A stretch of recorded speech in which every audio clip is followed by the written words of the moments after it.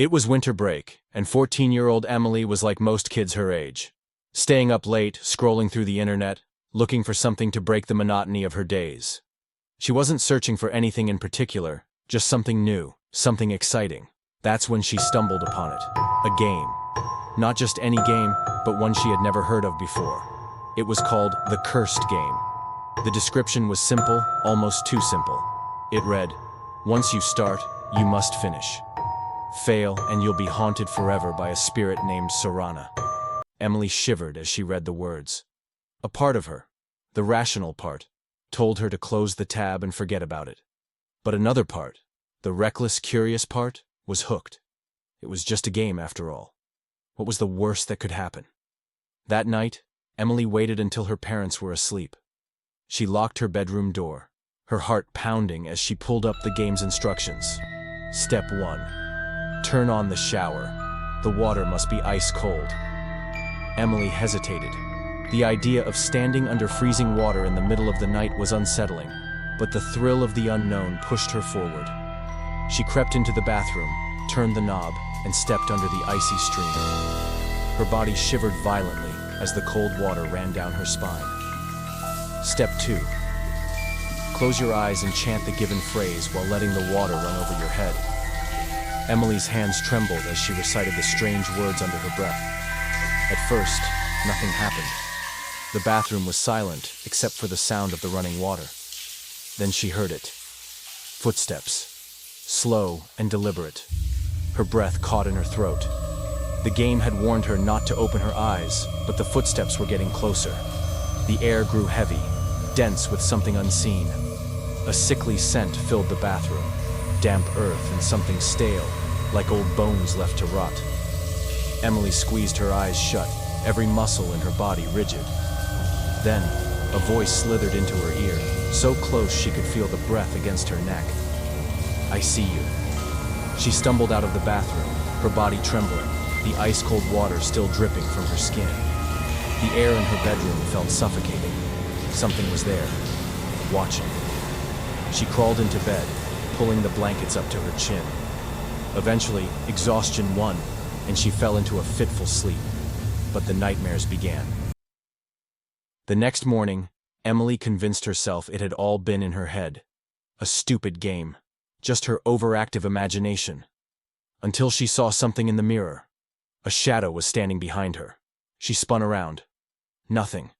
Her mother took her shopping later that day, hoping fresh air would clear her mind. But as they moved through the store, Emily saw something from the corner of her eye. A woman. No, not a woman. Skin stretched too tight over her face, her lips curled into an unnatural grin. Her eyes, pitch black, soulless voids that swallowed the light. Sorana. Emily's breath came fast and sharp. When she blinked, the figure was gone. Shaking, she turned back to her cart, only to find herself holding Sorana's severed head. Emily screamed and dropped everything. But when she looked again, the groceries were back. Her mother frowned at her. "Emily, what's wrong?" She wanted to explain. But how could she? Her mind raced. There was one rule she remembered. A command. "Akara!" she screamed, running from the store. Her mother chased after her, demanding to know what was going on. But Emily couldn't stop. She had to get away. She had to end this. But Sorana was never far behind. Even in the speeding car, Emily saw her in the rearview mirror, getting closer. Always closer. The final rule. Say, Rivero to end the game.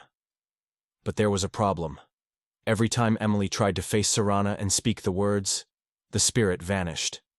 Emily broke. That night, her parents thought exhaustion had finally taken its toll. They left her alone to sleep. She woke up gasping, ice-cold water pouring down on her face. She was in the shower, not alone. Long fingers wrapped around her wrists, pinning her against the freezing tiles. Sorana loomed over her, grinning, her black eyes devouring Emily's terror.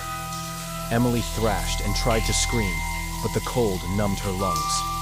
The lights flickered, the bathroom walls seemed to pulse, and Sorana's face twisted, her grin stretching wider than humanly possible. "You never finished," Sorana whispered. Emily's breath came in sharp, panicked gasps. She tried to say the final word, "Rashton." but her voice barely came out a whisper. Sorana leaned closer, her cold breath burning against Emily's cheek. Too late. The next morning, Emily's mother found her body, collapsed in the shower. Her diary lay open on her bed, detailing the cursed game. Every page was filled with frantic notes, desperate warnings, and chilling descriptions of Sorana's presence. In the final entry, Emily had scrawled one last sentence, the ink smeared as if written in a trembling hand. She won't let me go. The morning after Emily's funeral, her mother woke up to the sound of running water. The shower was on. Cold mist seeped from beneath the bathroom door. And then, she heard it. Footsteps,